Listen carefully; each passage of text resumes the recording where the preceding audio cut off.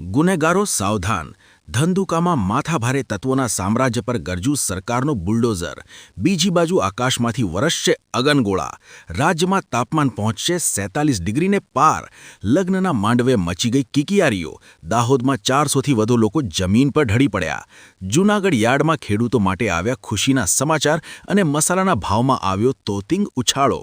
નમસ્કાર ખેડૂત મિત્રો અને ગુજરાતના જાગૃત નાગરિકો, આજના સૌથી મોટા અને ધમાકેદાર સમાચારમાં તમારું હાર્દિક સ્વાગત છે. અત્યારે રાજ્યમાં ક્યાંક ખુશીનો માહોલ છે તો ક્યાંક ડર અને ગરમીનો કહેર, પણ આજના આ 5 મોટા સમાચાર તમારા માટે જાણવા ખૂબ જ જરૂરી છે, જે તમને નુકસાનથી બચાવશે અને બજારની સાચી માહિતી આપશે. તો વિડીયોને જરાય સ્કીપ કર્યા વિના છેલ્લે સુધી જોજો. અત્યારે જ વિડીયોને એક લાઇક કરી દો, આપણી ચેનલને ફટાફટ સબસ્ક્રાઇબ કરી લો અને કમેન્ટમાં તમારા જિલ્લા કે ગામનું નામ ચોક્કસ લખજો, જેથી મને ખબર પડે કે કયા વિસ્તારના લોકો સૌથી વધુ જાગૃત છે.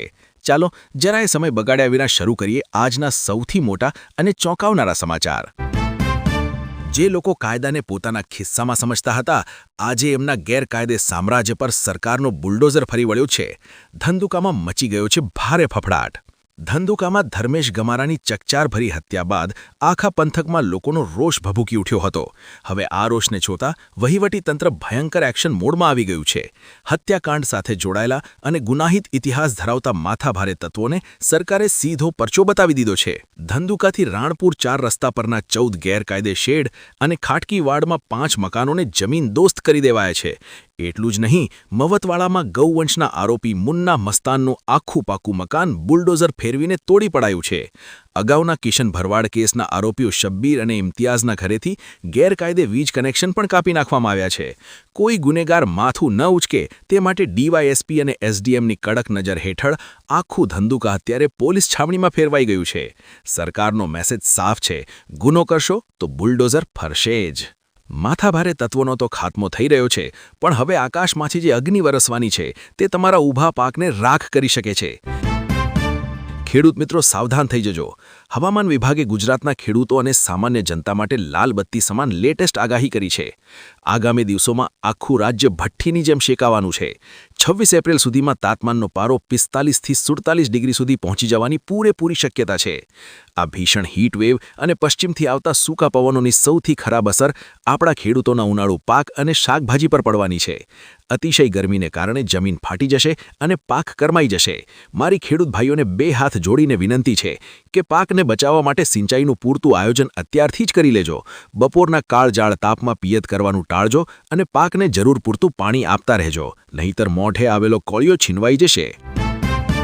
લગ્નનો માંડવો હતો, શરણાઈઓ વાગતી હતી, પણ અચાનક 108 એમ્બ્યુલન્સની સાયરનો કેમ ગુંજી ઉઠી?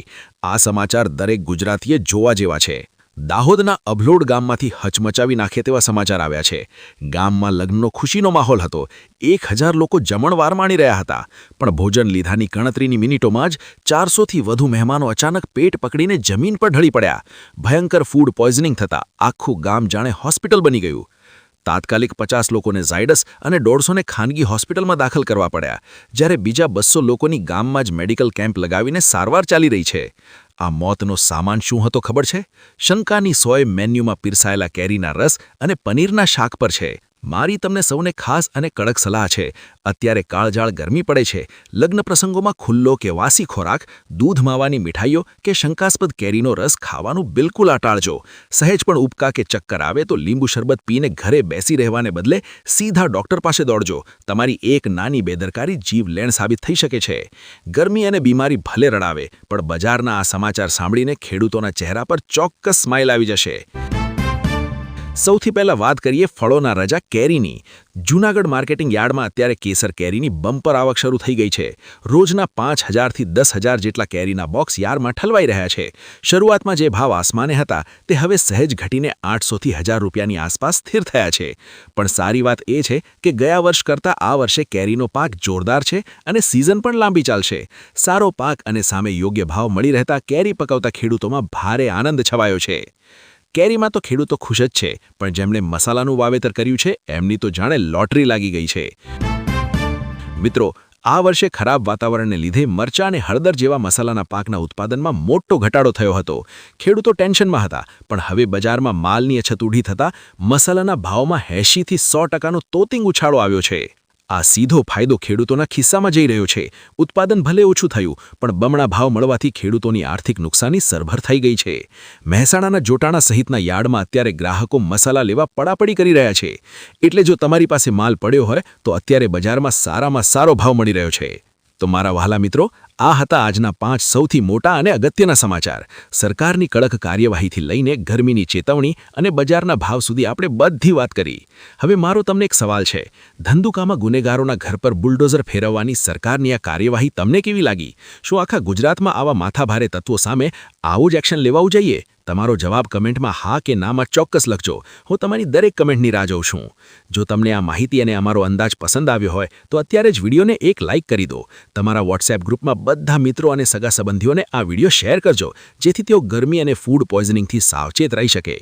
આવતીકાલે ફરી મળીશું આવા જ સચોટ અને ધમાકેદાર સમાચાર સાથે. ત્યાં સુધી તમારું, તમારા પરિવારનું અને તમારા પાકનું ધ્યાન રાખજો. હું છું તમારો મિત્ર. રજા લઉં છું. રામ રામ. જય જવાન, જય કિસાન.